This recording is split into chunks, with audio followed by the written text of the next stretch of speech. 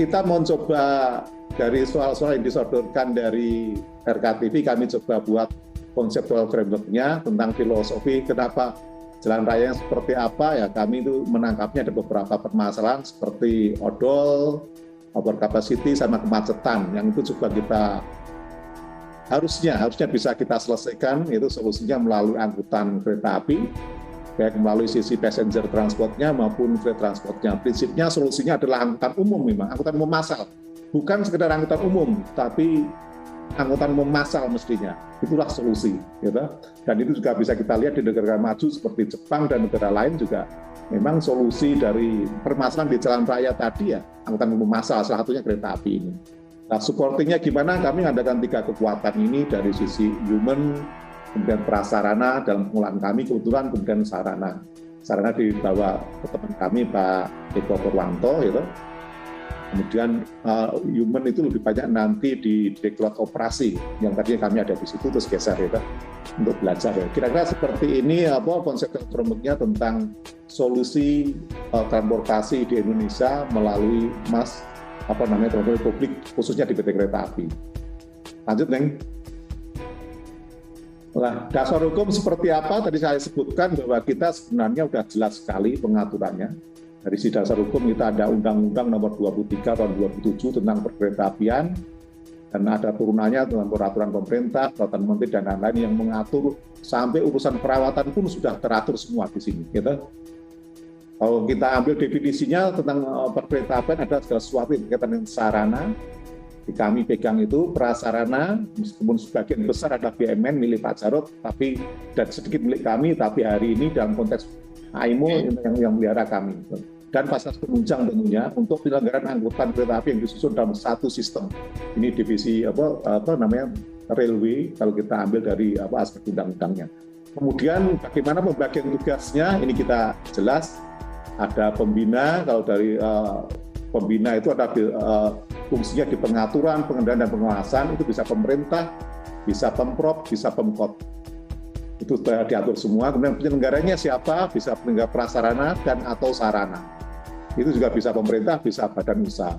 Dalam konteks ini untuk penyelenggaraan PT Kereta Api berada dalam posisi badan usaha, dan sekaligus juga kita juga selain badan usaha sarana operator sarana, kita juga menerima penugasan dalam konteks untuk penyelenggaraan prasarana dari Pak Jarod kita dapat.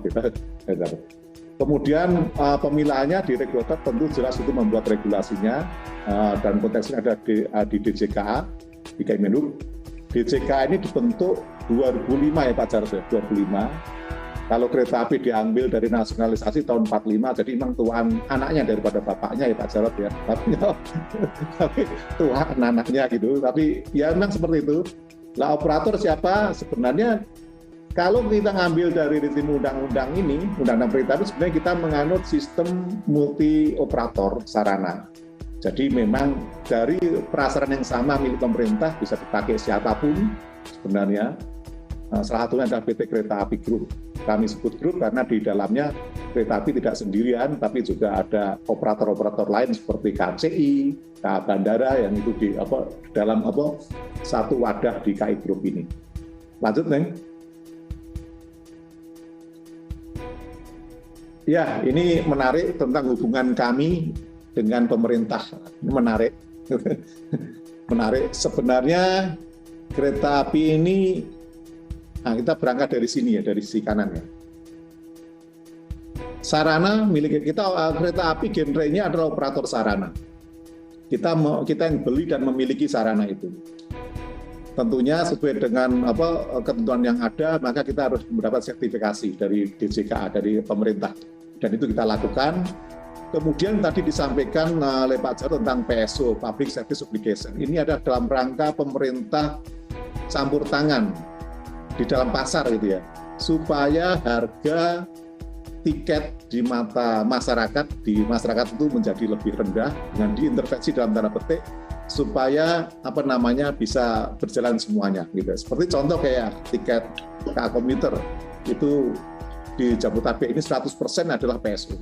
Maksudnya ada PSO-nya 100%. Jadi misalnya dari tarif operator misalnya 1.000, nanti diintervensi katakanlah 500, maka masyarakat diuntungkan dalam tanda petik yang 500 tadi karena ditanggung oleh pemerintah, itulah PSO. Tapi yang kami terima tetap 1.000, yaitu yang 500 bersumber dari masyarakat langsung, yang 500 dari pemerintah yang nanti kami tagih seperti itu.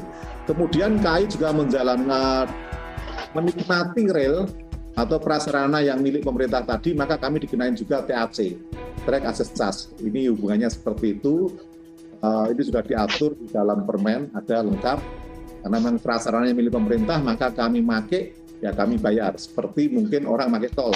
Ya, kami juga masuk tol, bayar tol, ini juga kami make tracknya pemerintah, kami dikenain TAC. Nah, ada satu hubungan yang unik bahwa KAI juga dapat penugasan oleh pemerintah untuk merawat prasarana BUMN, barang milik negara. Kita saat ini yang kami rawat mungkin 98% adalah BUMN. Hanya sekitar 2% yang milik kami sendiri. Seperti Batu Ceper, Bandara Suta, itu milik kami. Sampai dengan konsesinya habis, 30 tahun ke depan, maka masih kereta api. Nanti 30 tahun ke depan habis, itu nanti juga harus kami serahkan kepada pemerintah, menjadi BUMN. Ya, kira seperti itu. Jadi hubungannya unik PT Kereta Api ini antara kami dengan pelanggan untuk bisa kompetitif, dibantu pemerintah untuk pelanggan ya, dengan diberi PSO, kemudian antara kami dengan pemerintah ketika pakai tracknya pemerintah, kami dikenakan TAC, juga ketika kami harus merawat barang milik negara, prasarana, itu juga kami mendapat penugasan melalui AIMO dan seterusnya.